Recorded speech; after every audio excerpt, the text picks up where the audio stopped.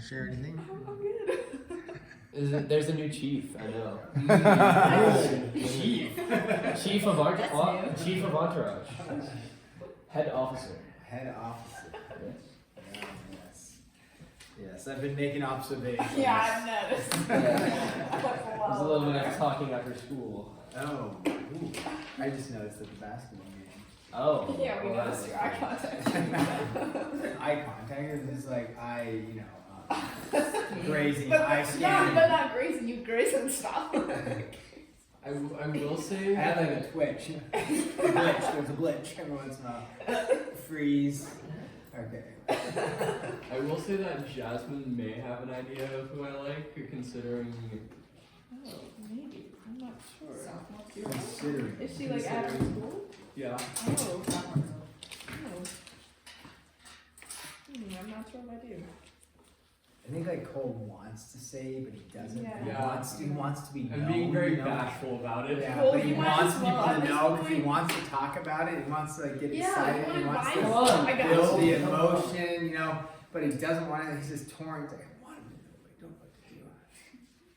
Well, Cole, basically, if you don't tell us, eventually someone will tell Mr. Elson, and Mr. Elson will act like he knows, even though he doesn't know, but then he will know. Oh, he already knows. I already know. Yeah. Oh, Okay.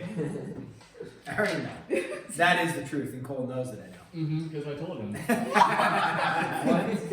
But I am a confidant because I will not say. Oh. No matter what pressure I receive, I will not say. Is the phone That's recording? It is. No, just he recording, started it, and I then it was like, Jasmine, I think you want Yeah, to share the before voice. I start the video. forgot. Bummer, you saw that? Yeah. Ah, busted. Yeah, bummer. Oh. Oh no. And 3. And 1. Who is it? Ooh, is it your crush? Ah. Is it Your crush. Hey, Jim. Is your crush? Hey.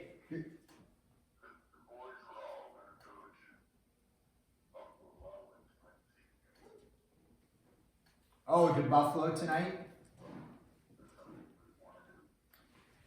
Probably, I would enjoy that.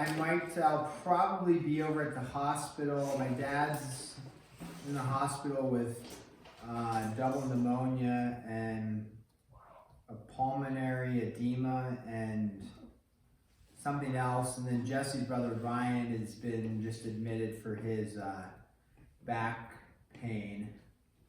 So I'll probably, I think I'm making rounds at the hospital tonight.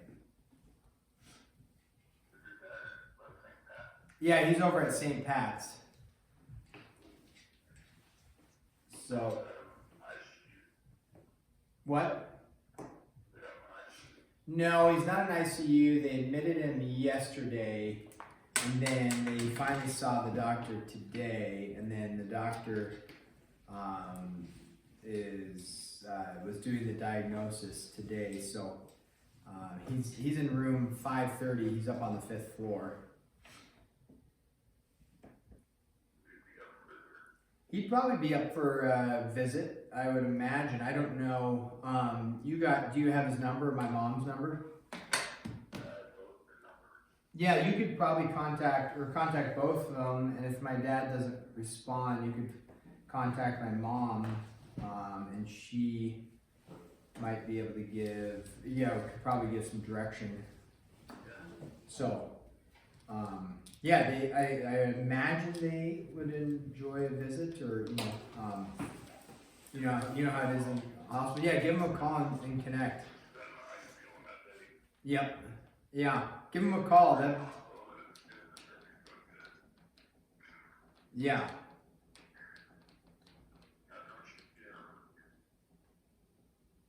Are you there? Thanks, Jim.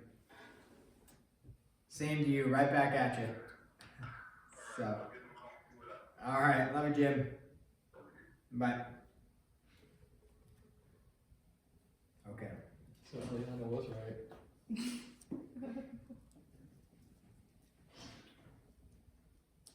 Eliana was right. She said, you have to tell him what you said about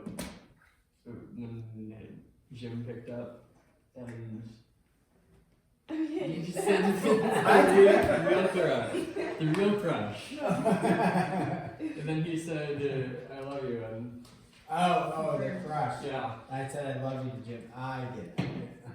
Very good. Okay. Oh. What I do Should actually. we restart the video? Yes. That way we have a little. And we have our own little secret video. Yeah. By Wolfie. We should post it on your channel unlisted. And like put the link in the description of a random video. But only tell us which video. Mr. Elson, ARG, It's question mark? Oh yeah. Mr. Elson Math ARG. ARG, it's ARG. Alternate reality game. Oh, wow. Okay. Isn't it? That mean, but You can do one of those. sounds intense. Indeed. Indeed. Okay. Two things we're gonna deal with. Composite functions and then inverses. Composite function means composed of. So to be composed of one or two or more functions. So I'll just jump right into some examples for this. I don't remember if in Algebra 2 or in Algebra 1 if we dealt with these, but we're going to deal with them now. In a composite function, you will have, again, two or more functions. We're going to start with, these are the three functions given to us. And then the question for us is going to be, we'll call this number 1, I guess, sounds good to me. If we have g of f of 8, does that ring a bell for anybody? Maybe. Maybe nope, not at all. Okay, I don't know, I'm not sure, I haven't figured out a better way to explain it. It's not really difficult, the math isn't difficult, it's just that some people struggle with, well, if you struggle with functions, then this is probably a struggle because it's a double function. Yeah. But composite functions simply mean you work inside to out. Didn't we So, do this already? maybe. We start with the inside functions, so you don't worry about the fact that this is g of f of 8, you just worry about f of 8. So most of us hopefully can look and do f of 8. So you don't worry about g, you don't worry about h. In fact, h isn't even included in this, so you can erase that for now because it's just a general example. We'll do one that hasn't the h involved. So you take the g away, work inside out. So what is f of 8? So you take f of 8 and you say, okay, f of 8 is 4. 4, because you have 8 over 2, right, for that, and then you get f of 8 is 4. So wherever I see an f of 8, what could I just substitute in? 4. So instead of writing g of f of 8, what could I just write? 4. G of 4. So now I'm done with the f function because now when I look, instead of writing g of f of 8, I just wrote g of 4. Instead of dealing with the f function, I'm done with that. What function am I going to deal with? G function. G function. So I look at the g function, and what's g of 4 equal to? 4. 4 minus 3, so what's g of 4 equal to? 1. And so your final answer is 1. So you started with f of 8, you took care of that, found it was 4, and then you put g of 4 and found it was 1. And so that's it. So it's not really difficult. I don't know where the struggle necessarily comes in. So there it is. Not paying attention. Maybe. Work inside out. Now, let's throw one up there that deals with the h. What if you have, and you guys can try this, how about that? H of f of 16. Okay. H of f of 16. You guys go ahead and do that one real quick. See what you come up with. And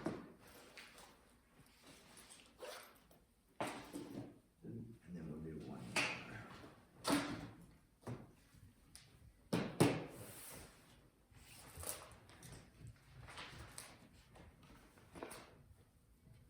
Did that test have a sticker on it? Mm-hmm.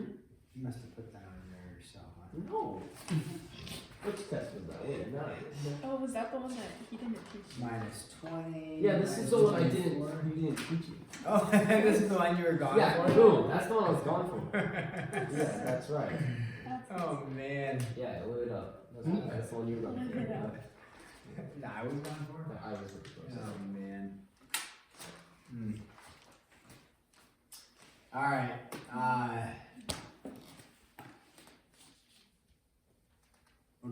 2 2 root 2? Yeah. Okay, so f of 16, you just plug in, so f of 16 is 8, so then h of 8 is equal to root 8, which is 2 root 2. Nice. Alright, so then what happens when we get g of x? Plug it in multiple times. Yeah, plug it in multiple times. Did we watch the f of chicken video in here? Yes. Yeah, right, so F of chicken! You're gonna hear fucking poultry! Woohoo! So, g of x. So erase this with, okay, wait, g of x. Well, what is g of x? Look up there. What's g of x? X minus 3, right? So then I say, okay, I have g of x. G of x is x minus 3. And so now I'm looking at g of x minus 3. So this is where plugging in chicken, the whole concept is you can plug in whatever you want. Easy when we plug in numerical values in general, you plug it in and simplify. Well, now you go to your g function, right, which is x minus 3. So it's a little confusing, but let me erase this. If I know that g of x is equal to x minus 3, right, and I'm saying what is g of x minus 3, wherever I see an x, what am I plugging in? X minus 3. So wherever I see an x, what am I going to plug in? X minus 3 went in for the x, and then don't forget the additional minus 3. And so what do you end up with? X minus 6. X minus 6. Oh, yeah.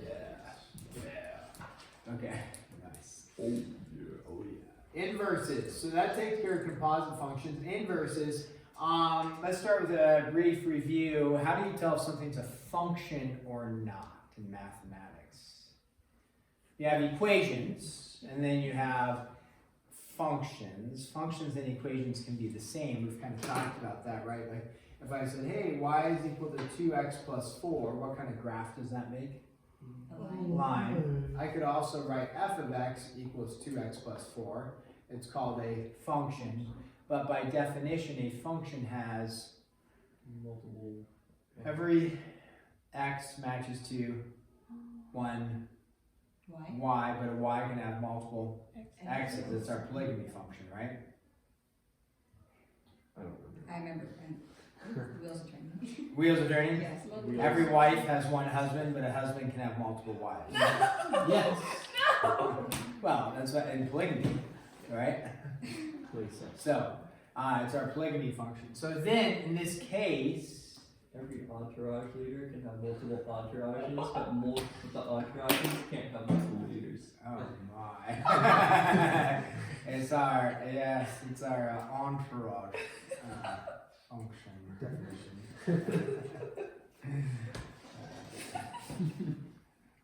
So every entourage can have one leader, Mm-hmm. but every Wait, no. No, it was every leader can have multiple entourages, but one entourage can only have one leader. And what about the leader of the Entourage. entourage? Yeah, they can have That's the multiple one. entourages. So I have multiple entourages, is what you're saying, but they can Yes. only have me. They can only have You're the only leader. What about the leader of the leader? The what? Wow, the leader of the captain, the chief. Second. Well, he only gets. This is weird. This is it. Let's just move forward. Yeah, Okay. I get to see what happens. Yeah. Even though it's on it's on recording. Oh man. So how do we, graphing wise, what's the test that we did to say that something was a function or not? Vertical line test. Yeah, vertical line test. So this was a line, right? You know, so does that pass the vertical line test? Yes, therefore it is a function. Now, in order for a function to have what we call an inverse, okay, that's the next level, so it has to be a function. For it to have an inverse, our function has to be what we call 1 to 1. Now this is our monogamous definition. Every wife to one man, every husband to one wife. So as it should be. Alright, so in this case, every x to one y, every y to one x. So a one-to-one function, if it is a one-to-one function, then it has an inverse. So the test for this is the horizontal line test. So if I draw a graph like this, a parabola, this is a function because it passes the vertical line test. But does it have an inverse? Now we'll talk about what an inverse is. The answer in this case is no, because it is not one-to-one, because this y value, whatever it is, matches to two different x values. So this is not a one-to-one function. It does not pass the horizontal line test, therefore this would no inverse. Now, what is an inverse? Well, an inverse of a function is essentially you're just switching the x's and the y's around when you do inverses. So if you have an inverse of a function, you're just taking the x's and y's and switching them, okay? Now we have an algebraic way to find the inverse and come up with an equation, but if you're graphing it, you can just switch the x's and the y's. So again, what is an inverse? It's taking a function and just switching the x's and y's, but algebraically you can come up with a function of what the inverse is, because it's not the same function, it's not the same equation. So let's do an example of find the inverse.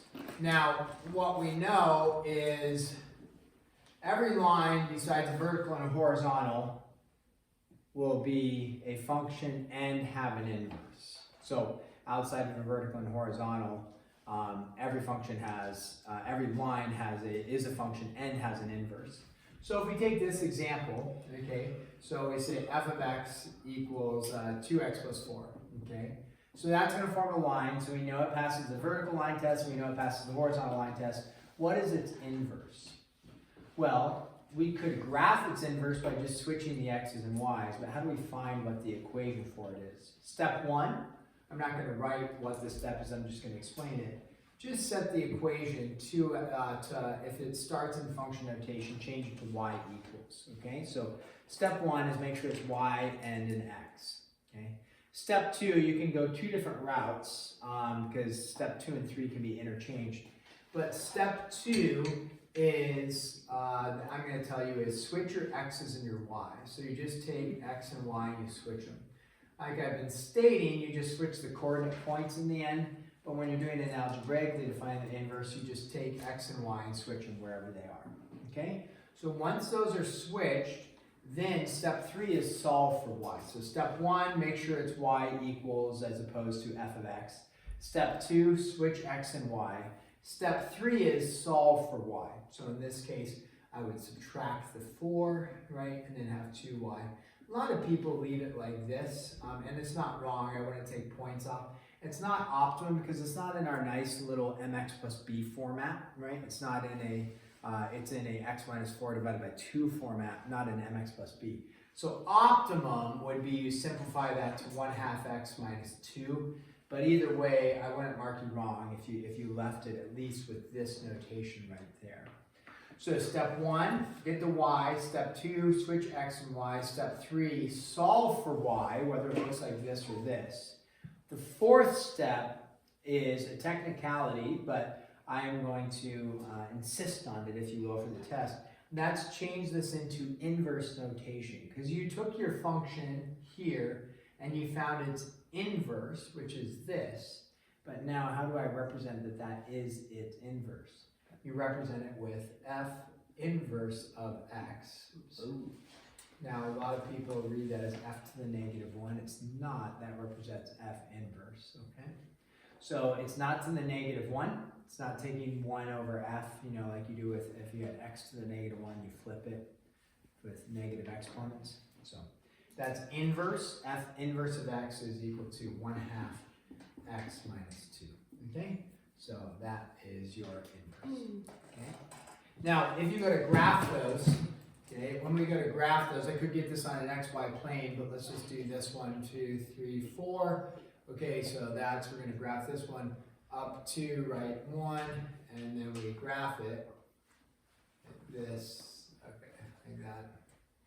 Okay, and then this other one, the inverse, is, you know, you'll have to graph a function and its inverse. It would be -2, right?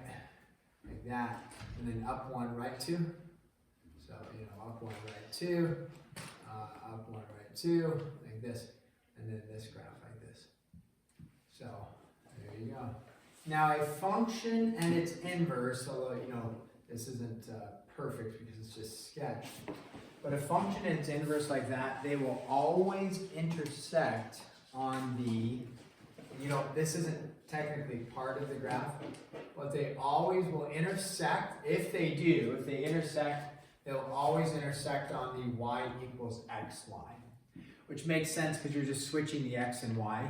And so they would if they intersect, they'll intersect on the y equals x, and they're reflected over the y equals x line. So this blue line was our original function, it reflected over that, like that. Now, if you were gonna do XYT charts, the XYT charts would have all the same numbers, just flipped.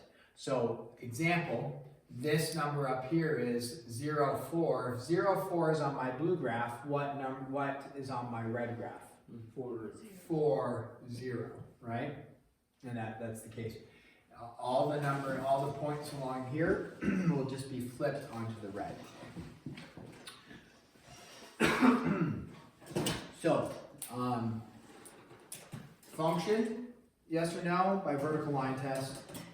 If it is a function, does it have an inverse by horizontal line test? One of the things we can do though, you don't need to draw this, but you could, okay, a parabola we know is a function but doesn't have a inverse. But you can restrict what values you look at for the parabola, and then only use half of a parabola, which we do for certain things. And we say, okay, I'm only going to look at this part of the parabola. Does this have an inverse? You bet, because it passes the horizontal line test. And so then the inverse would look something like that, But you don't have to worry about that right now. Okay, yeah, you there. What about for I don't think it's called a parabola, but the sideways parabola? Hyperbola? It's not a function. It's not a function, even though it's an inverse. Well, It passes the inverse test. Let's pass the function test first. Oh, I see. And we see most of these things, we'll see it with logarithms in 10-4, but like the sine and cosine functions, which we haven't worked with a bunch, I think in geometry I maybe mentioned. But we went through tangents. And if you recall doing sine inverse, do you remember that? Where people would say sin to the -1, I don't know if you remember that in geometry, right? Or tangent inverse, and on your calculator you just hit that button. The inverse concept says, okay, we are going to use this concept of the inverse on the calculator, so you don't have to worry about what it's doing. But how do they do that when it actually breaks the rules of inverse functions? What they do is they just say, I'm going to only look at this portion of the graph all the way down to this portion. Does that pass the horizontal line test? Just that little portion there. And if you looked at that, you would say, okay, yeah, that passes. And because sine and cosine graphs are all the same, repetition, that's enough to answer all the questions we need. So anyways, that's where we see inverses used a lot, but you don't have to worry about that, just punch it into your calculator. Okay. So, that one's pretty easy because it was a line. You have some other ones that'll say, find the inverse in graph. You may wish to use a graphing calculator. If you want to use a graphing calculator, you can, or Desmos can prove useful for you at home if you're trying to do it, or you can just do an XYT chart.